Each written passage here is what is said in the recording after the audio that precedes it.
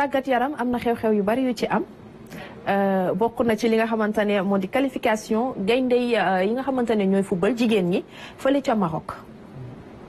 Effectivement démb le Sénégal qualifié sans pour autant jouer ci li nga xam moom mooy quart de finale bi parce que déjà dañu nekkoon ci calcul yi et tout rappelez-vous dañu gagné woon seen match seen premier match 4-0 contre la RDC léegi yeneen ñaari match yi lañ perdre match de poule yi contre la Zambie 3-2 beneen match bi aussi contre le pays hôte qui est le Maroc. Un but à 0. léegi ci match nul bi amoon démb entre Botswana ak Tunisie ci lañ profito daal di qualifié en tant que meilleur troisième avec 3 points parce que Tunisie ak Botswana dañu am ku ci nekk 2 points ci groupe C bi. D'accord. Donc c'est ce qui a permis à cette équipe nationale du Sénégal de se qualifier en tant que meilleur troisième. On est miraculé. Ouais. mais meilleur troisième boobu ndax duñu indil ay jafe-jafe parce que ñu ngi naan boobu mooy tuul Afrique du Sud la ñuy am wala Mali. wala Mali bon meilleur troisième mënuñu indil jafe-jafe parce que rappelez-vous chez les hommes ki jëloon nu mu tuddati Coupe d'Afrique bi meilleur troisième la. Côte d'Ivoire en plus ñoom it miraculé éliminé le champion en titre. Ah mais ñoom aussi ay miraculé la ñu woon parce que personne ne s'attendait à leur qualification. Il a fallu que les Marocains sauver leen en quelque sorte. pour ñu dem qualifier. Et puis même seen parcours bi c'était quand même un parcours assez très élogieux parce que ñi doon taseel ñëpp à chaque fois ils étaient entre guillemets des outsiders. Donc je pense qu'aujourd'hui cette équipe du Sénégal a vraiment le potentiel parce que nous on couvre le championnat féminin xam nañ de quoi elles sont capables. Elles ont vraiment comment dirais-je le talent le talent surtout pour aller titiller les grandes nations. Donc je pense que bu fekkee xool nañ yenn comportement yi parce que le match par exemple contre le Maroc on l'a perdu bêtement. Alors que c'était très bien parti. Le deuxième but mënoon na ñàkk. Non bii bi ñu jël c'est une erreur de la gardienne qui est Adji Ndiaye bu ma xam bu baax qui est vraiment une joueuse très talentueuse mu def erreur ci benn geste boo xamante si nii c'est mal maîtrisé mu dóor benn joueuse naar yi xam nga naar yi dañu mën a simuler mu dóor ko naar bi tëdd ñu tirer penalty et puis c'était voilà ñu dugal ko mu nekk 1-0 alors que tu avais la possibilité au moins de faire match nul pour au moins sécuriser ce deuxième place. Donc je pense que quelques ajustements la ñuy def rek pour mën a continuer l'aventure. C'est important. On n'oublie pas qu'elle a quand même fait de beaux arrêts contre RDC. Alors ñu leen di ñaanal compétition bi ñu wéyal ko ci jàmm ba indi coupe bi fii ci suñu dëkk dañuy des ba tey ak l'équipe nationale du Sénégal cette fois-ci dañuy dem sax ci club yi plutôt club yi nga xamante ne dañoo war a compétir ci championnat sénégalais bi finale coupe du Sénégal U17 yi. waaw U17 yi la finale c'était hier c'était entre les Guelwaar de Fatick ak Yeewu bu Kaolack ñoo doon joué démb fële ca Alassane Djigo et c'était une finale âprement disputée devant une parterre de fédéraux parce que gisoon nañu ay Augustin Senghor Koso Diané ak président wu Guelwaar bi aussi Ngom Niang donc il y avait beaucoup d'autorités mais finalement ce sont les Kaolackois qui se sont imposés au tir au but 5-4 gis nañ fa aussi des jeunes joueurs qui se sont illustrés par exemple le gardien de Yeewu a été désigné meilleur gardien de la finale qui est Bekay Diop le joueur de Guelwaar aussi le numéro 11 a été désigné meilleur joueur de la finale Cheikh Camara donc c'est des jeunes yoo xamante si nii vraiment aujourd'hui le football sénégalais peut compter en tout cas sur ce vivier. CHAN yi di ñëw gis nañu waaye CHAN yi ak surtout petite catégorie yi parce que am na ci des internationaux am na ci ñoo xamante si nii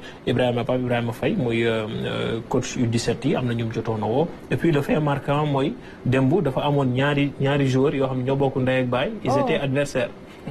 Et que leur maman était présente aussi. dañ def comme frère Boyteng yi ki nekk Allemagne ki nekk exactement c'était ça ñu tase ñoom ñaar et puis à la fin aussi jël nañ leen interview mais quand même c'était un fait marquant. Au moins quelqu'un va rentrer à la maison avec la victoire. U17 yi dañ daan faral di gis que ne équipe traditionnelle dañ daan illustré wu mais cette fois-ci équipe traditionnelle yi gisuñu leen ci bu baax.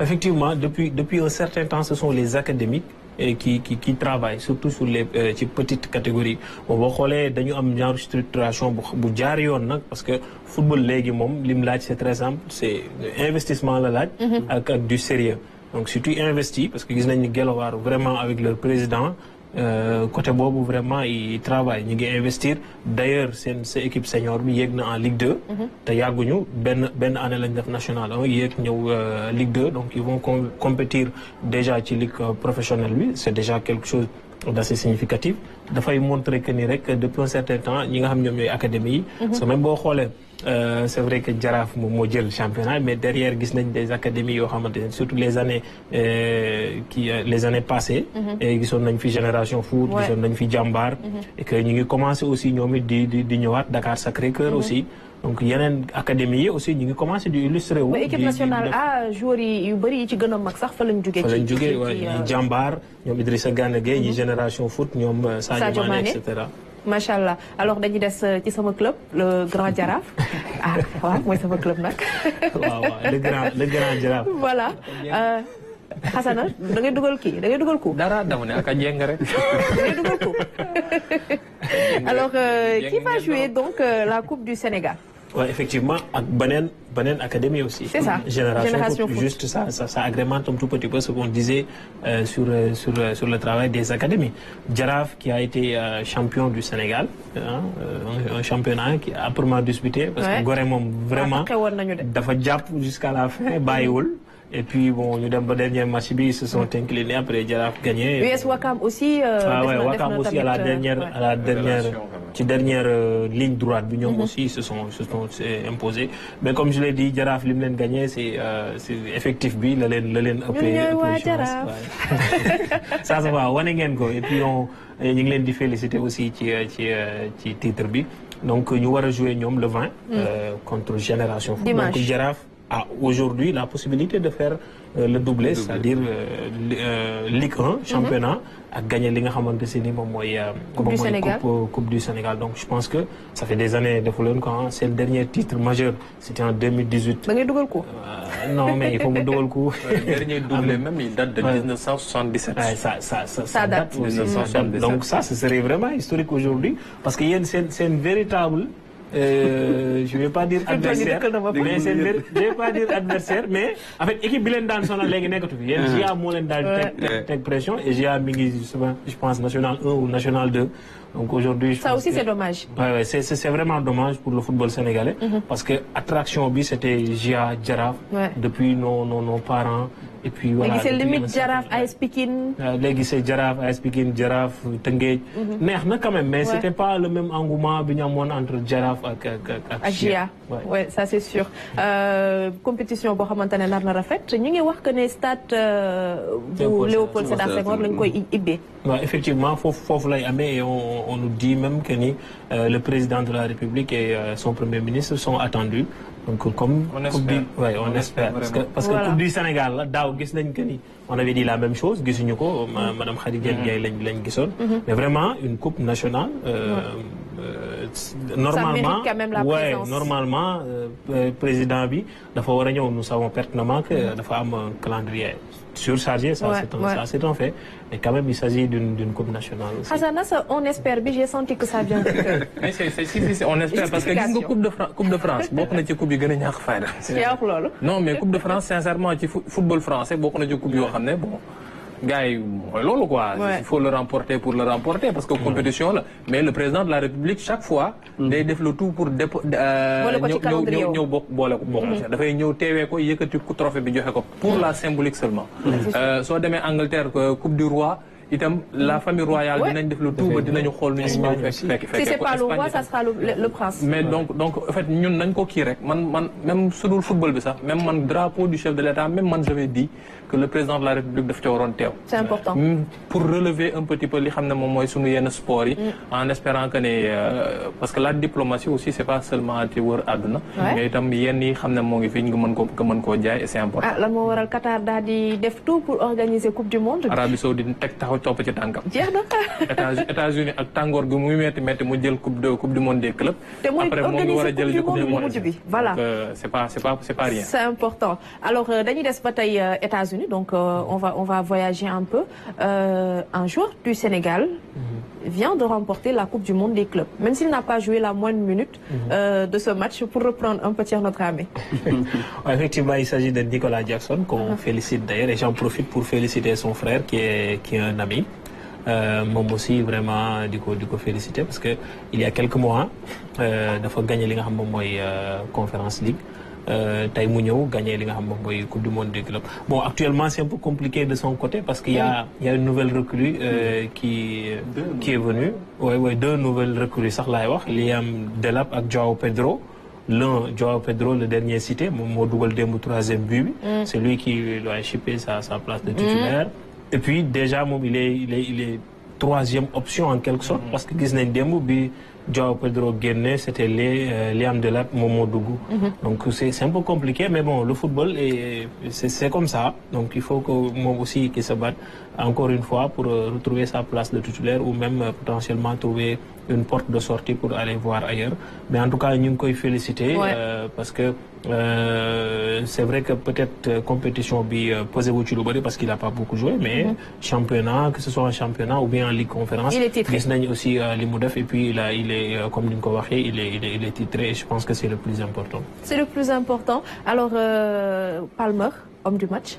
Cole Palmer Cole Palmer homme du match loolu personne n'est surpris bon après moom amoon na benn coup de mou parce que il avait commencé sur les chapeaux rouges ci championnat bi di dugal ay buts et cetera après mu am un coup d'arrêt toog lu yàgg dugalul mais ci fin de saison bi surtout ci compétition bi démb c'est lui qui a porté Chelsea avec un doublé et une passe décisive aussi donc c'est tout à fait normal aujourd'hui qu'il soit désigné homme du match parce que une finale tu claques un doublé et tu fais marquer aussi donc je pense que amul kenn ku la gën a mérité ce titre d'homme du match. Machallah Paris qui finit quand même un peu son rêve en cauchemar. Ouais, effectivement bon j'ai vu baal parisien la mais nag Jobaas man Fossayan la pare rek laa bañ. déet waay. alors bon j'ai vu certaines analyses di wax que ni ouais les Parisiens sont un peu émoussés mais même s'ils sont un peu émoussés il faut quand même mettre du crédit le travail de Maresca. Je pense que tactiquement il a bien étudié cette équipe de Chelsea. parce que boo xoolee Chelsea bi muy gagné Real. daf ko gagné ci compartiment terrain yëpp. 4-0. Compartiment terrain yëpp tactiquement dafa ñëw taxañ ko en quelque sorte. Donc PSG nekk rouleau compresseur boo xamante ne aujourd'hui je pense que Maresca a bien étudié les circuits préférentiels du PSG parce que boo xoolee démb du début à la fin c'est Chelsea en quelque sorte qui maîtrisait le match. Ça c'est sûr. Donc vraiment tactiquement Maresca a du crédit tactiquement aussi il mérite d'être félicité. Bon en tout cas nous Fossayan duñ def lu dul kontaan ci ñun les Marseillais mais bien sûr parce qu'à un moment donné aussi ñoom takkoon nañ rajo yi biñ gagné Ligue des Champions soog nañ depuis 70 biñ créé seen club ba léegi mosu ñu am trophée mosu ñu am Ligue des Champions mais bañ ko amee léegi kenn déggul mais quand même ñu ngi leen di encourager parce que c'est une équipe vraiment oui ma balaa ngaa dem faaw ñu traité benn cas bi match bi jeexee coow loolu nu mu demee gis naa ñoom kii góol bi seen coach bi Luis Enrique qui est vraiment une personne très correcte même Hakimi gis naa ko muy buuxante foofu man je sais pas. Nicolas Jackson kasi gis nañu aussi mu dugal ko. non Jackson moom il est comme ça. Jackson. Au Sénégalais la.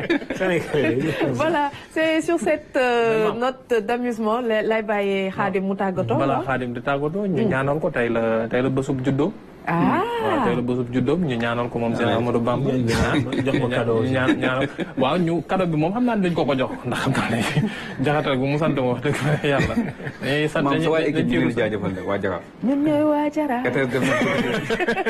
gis naa. équipe bu mag bi waaw vacances. xam nga vacances décentralisé te vraiment foofu neexoon na trop. waaw en tout cas ñu leen di jaajëfal bu baax yéen nañ ak ñoom ba yóbbu nañ la ci Asiko famille ak ñoom Baxaw. ñëpp ñëw. ñu tëggal la. ñun la. ñooy Jean-François moo ngi tegal joyeux anniversaire kii. waaw Khadim nag dañ ko war a souhaiter joyeux anniversaire wax dëgg neex yàlla. kenn barki yàlla day ruube di. Jean Kala. Jean loo jël. Jean kii yow kii Serigne la. Jean day toj. Jean kii nga bàyyi li nga def. Jean mais ñu ngi lay ñaanal nag. loolu laa ko bëgg a wax ba Khadim xam nga ne ku ne anniversaire na fi te amul lii.